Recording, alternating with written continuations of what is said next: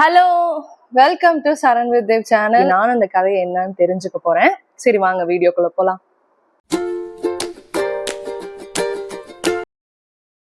Lily அட்லஸ மீண்டும் பார்த்த அந்த ஒரு நொடி அவளோட மனசுல பல வருஷத்துக்கு நடந்தது எல்லாமே நினைவுக்கு வர ஆரம்பிச்சுது. ஆனா அந்த சந்திப்பை ரயில் வந்து பார்த்துட்டாரு. அவர் யாரு அப்படின்னு சொல்லி சாதாரணமா கேட்கிறாரு. லில்லியும் உண்மையை மறைக்கல.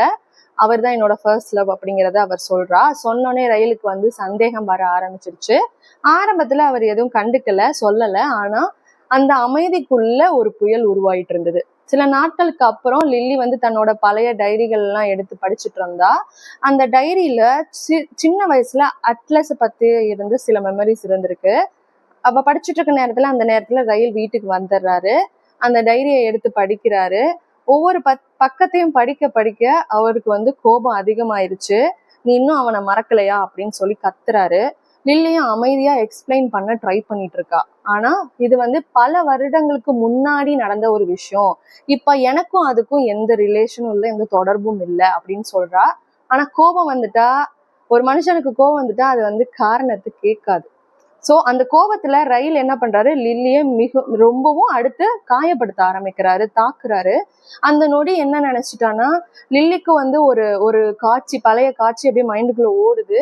என்ன அப்படின்னா, சின்ன வயசுல தன்னோட அம்மா வந்து அழுதுட்டே சோஃபால உட்காந்து அழுதுட்டே இருக்கிற மாதிரி ஒரு காட்சி. அப்ப வந்து அவ வந்து அவங்க அம்மாட்ட கேக்குறா, நீங்க ஏன் அவரை விட்டு போக மாட்டேங்கிறீங்க அப்படின்னு கேக்குறா. அதுக்கு அவங்க அம்மா எந்த பதிலும் சொல்லல. ஆனா இப்போ அந்த கேள்வியை அவளுக்கு அவளே கேட்டுக்கிறா. என்ன, நானும் இங்கே தானே இருக்கேன் அப்படின்னு சொல்லி அவன் நினைச்சுக்கிறா. ரொம்ப நாள் கழிச்சு லில்லி வந்து தனியா ஒரு ஹோட்டலுக்கு போறா. அது வந்து அட்லஸோட ஹோட்டல். அட்லஸ் அவளை பார்த்தோன்னே ரொம்ப சந்தோஷமாகறாரு. ஆனா அவளுடைய முகத்துல இருந்த காயங்களும் கண்கள்ல இருந்த பயத்தையும் அவர் பார்த்தோன்னே ரொம்ப அமைதியாகிறாரு. அவர் எதையும் வற்புறுத்தல, எதையும் விசாரிக்கவும் இல்லை. ஒரே ஒரு சென்டென்ஸ் தான் சொன்னாரு அவரு. லில்லி, உனக்கு எப்பவுமே ஒரு பாதுகாப்பான இடம் வேணும்னு நினைச்சீன்னா நான் இருக்கேன் அப்படிங்கிறத சொல்றாரு. அதை சொன்னோடனே லில்லியோட மனசு வந்து அப்படியே உடஞ்சிருச்சு. ஏன்னா பல நாட்களா அவளுக்கு ரொம்ப சேஃபா ஃபீல் பண்ற இடம் வந்து அவளுக்கு கிடைக்கல. ஸோ அந்த ஃபீலிங்கே கிடைக்கல. இதெல்லாம் நடந்துட்டு இருக்கும் போதே அதுக்குள்ள அவ கர்ப்பமா இருக்கிறது தெரிய வருது. கையில வந்து அவளோட அந்த டெஸ்ட் ரிசல்ட்ஸை வச்சுட்டே அவ வந்து ரொம்ப நேரம் யோசிச்சுட்டே உட்கார்ந்துருக்கா. இதுக்கு நம்ம சந்தோஷப்படணுமா இல்ல பயப்படணுமான்னு அவளுக்கே தெரியல. அவளுடைய மனசுல ஒரே ஒரு கேள்விதான் ஓடிட்டு இருந்துச்சு, நான் பார்த்த வன்முறைய என் குழந்தையும் பார்க்கணுமா அப்படின்னு. அந்த நைட் அவளுக்கு தூக்கமே வரல. தான் குழந்தை வந்து தன்னோட குழந்தை சிரிச்சுட்டே விளையாண்டுட்டு இருக்கணும் அப்படிங்கிற ஒரு காட்சியும், அதே குழந்தை ஒரு மூலையில நின்று தன் அம்மா அப்பா சண்டை போடுறத பாக்குற மாதிரி காட்சி, இந்த ரெண்டு காட்சியும் மாறி மாறி அவ மைண்ட்ல ஓடிட்டே இருந்திருக்கு. அந்த நேரத்துல தான் வாழ்க்கையில ஒரு பெரிய முடிவு எடுக்கிறா. காதல் இருந்தாலும் அது பயத்தோட சேர்ந்து இருக்கக்கூடாது. ஒரு உறவுல மரியாதை இல்லை அப்படின்னா அந்த உறவு வந்து முழுமையானது கிடையாது. சில மாசங்களுக்கு அப்புறம் லில்லிக்கு ஒரு அழகான பெண் குழந்தை பிறக்குது. குழந்தைய கையில எடுத்துட்டு ரயில் அழ ஆரம்பிக்கிறாரு. அப்பதான் அவருக்கு தான் பண்ண மிஸ்டேக் எல்லாம் புரிய வருது. ஆனா என்ன பண்றது, கடந்த காலத்தை யாராலையும் மாற்ற முடியாது. அந்த நேரத்துல லில்லி வந்து ரொம்ப அமைதியா அவள்கிட்ட கேக்குறா, நான் ஒரு கேள்வி கேட்கட்டுமா அப்படின்னு சொல்லி கேக்குறா. அதுக்கு ரயில் சரி அப்படிங்கிறாரு. நம்முடைய மகள் வந்து நாளைக்கு பெரியவள் ஆனதுக்கு அப்புறம் அவளுடைய கணவர் வந்து உன்னை போல அடிச்சா நீ என்ன சொல்லுவ அப்படின்னு சொல்லி கேக்குறா. அதுக்கு ரயில் உடனே என்ன பதில் சொல்றாருன்னா, அவளை வந்து அந்த ரிலேஷன்ஷிப்ல இருந்து வெளியில வர சொல்லிடுவேன், அந்த உறவு விட்டு பிரிஞ்சு வர சொல்லிடுவேன் அப்படின்னு சொல்றாரு. லில்லி வந்து அமைதியா அவளை பார்த்தா. அதுக்கப்புறம் ரொம்ப பொறுமையா சொன்னான், அப்படித்தான் நானும் செய்ய போறேன் அப்படின்னு சொல்லிட்டா. ஸோ அந்த ஒரு சென்டென்ஸ் வந்து வெயிலோட மனசை ரொம்பவே கஷ்டப்படுத்திடுச்சு. இதுக்கு மேல பெரிய தண்டனையும் வலியும் யாராலையும் தர முடியாது அப்படிங்கிறத அவளும் நினைச்சிட்டா. லில்லி வந்து அவரை வெறுக்கல, அவரை பழிவாங்கவும் நினைக்கல. ஆனா தன்னோட குழந்தை வந்து பாதுகாப்பா வளரணும் அப்படிங்கிற ஒரே ஒரு தாட் தான் லில்லியோட மைண்ட்ல ஓடிட்டே இருந்தது. 2 பேரும் டைவர்ஸ் வாங்கிட்டாங்க. ஆனா குழந்தைக்காக கோ பேரண்டிங் பண்ணிக்கலாம் அப்படிங்கிற ஒரு முடிவை செய்யறாங்க. சில மாதங்களுக்கு அப்புறம் ஒரு நாள் லில்லி வந்து மறுபடியும் அட்லஸ பாக்குறா. இந்த முறை அவளுடைய கண்கள்ல பயம் கிடையாது, தன்னம்பிக்கை மட்டுமே இருக்கு.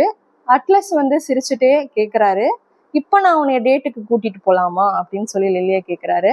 லில்லியும் சிரிக்கிறா. பல வருஷத்துக்கு முன்னாடி நிறுத்தப்பட்ட ஒரு காதல் வந்து இப்ப திருப்பியும் தொடங்க ஆரம்பிக்குது. அதோட இந்த கதை முடியுது. ஆனா இந்த கதையோட உண்மையான முடிவு வந்து லில்லியோட வாழ்க்கையில கிடையாது. ஒரு தலைமுறையா தொடர்ந்து வந்துட்டு இருந்த குடும்ப வன்முறைய என்னோட நான் முடிச்சுக்கிறேன் அப்படின்னு ஒரு பெண் எடுத்த ஒரு தைரியமான முடிவு தான் இந்த கதையில இருந்து நமக்கு தெரிய வருது. அதனாலதான் இந்த நாவலுக்கு இட் எண்ட்ஸ் வித் அஸ் அப்படிங்கிற ஒரு பேர் வந்திருக்கு. ஸோ இந்த பேர் இப்ப எதுக்காக வந்திருக்குன்னு உங்களுக்கு எல்லாம் புரிஞ்சிருக்கும். இது ஒரு காதல் கதை மட்டும் இல்லை. என்னன்னு பாத்தீங்கன்னா, சுயமரியாதைக்கும் காதலுக்கும் இடையில இருக்கிற ஒரு இது, சரிங்களா? காதலுக்கும் சுயமரியாதைக்கும் இடையில சுயமரியாதை தான் பெருசு அப்படின்னு சொல்லி ஒரு பெண் தைரியமா எடுத்த முடிவு தான் இந்த நாவல். கண்டிப்பா ரொம்பவே ஒரு அருமையான ஸ்டோரி பார்த்துட்டோம். Courage is much more important, more power to girls. மேன்னாலும் சரி விமென்னாலும் சரி, men and women are same. 2 பேருக்கும் செல்ஃப் ரெஸ்பெக்ட் இருக்கணும், செல்ஃப் லவ் இருக்கணும். அப்படி இருந்தாதான் ஒரு ரிலேஷன்ஷிப்ல நீங்க இருக்க முடியும். அப்படி ஒரு ரிலேஷன்ஷிப் இல்லைன்னா தயவு செஞ்சு நீங்க விலகி போறது ரொம்பவே நல்லது. ஒன் சைடடா இருக்கக்கூடாது. லவ்வா இருந்தாலும் சரி, ரெஸ்பெக்டா இருந்தாலும் சரி, அது ஒன் சைடடா இருக்கக்கூடாது, மியூச்சுவலா இருக்கணும். மியூச்சுவலா இருந்தாதான் அந்த லைஃப்க்கு ஒரு மீனிங் கிடைக்கும். லாங் டேர்மா அதை நீங்க எடுத்துட்டு போக முடியும். ஏன்னா அதனால இந்த ஒரு டொமஸ்டிக் வயலன்ஸ் அப்படிங்க காதல் இருக்கும், ஆனா டொமஸ்டிக் வயலன்ஸும் சேர்ந்து இருக்கும். இப்போ லில்லி ப்ளூம் ஸ்டோரியில வந்த மாதிரி. ஸோ வந்து காதலுக்காக நீங்க எல்லாத்தையும் சாக்ரிஃபைஸ் பண்ணணும்னு அவசியம் இல்லை. ஸோ வந்து டேக்கிங் அ குட் டிசிஷன் அப்படிங்கிறது ரொம்ப நல்லது.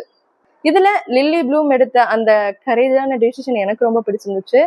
எனக்கு செல்ஃப் மோட்டிவேஷனா இருந்தது. நிறைய பெண்களுக்கு இது வந்து ஒரு செல்ஃப் மோட்டிவேஷனான ஒரு ஸ்டோரியா இருக்கும். கண்டிப்பா இந்த புக் வேணும்னா நீங்க வாங்கி ஆர்டர் பண்ணி நீங்க படிச்சு பாருங்க. இட்ஸ் ரியலி டச்சி. இதே மாதிரி இன்னொரு ஸ்டோரியில நான் உங்களை சந்திக்கிறேன். until then it's bye from Saranya. And வந்து இந்த வீடியோ பிடிச்சிருந்துச்சுன்னா like, share and subscribe Charan with Dev channel. Thank you, bye by.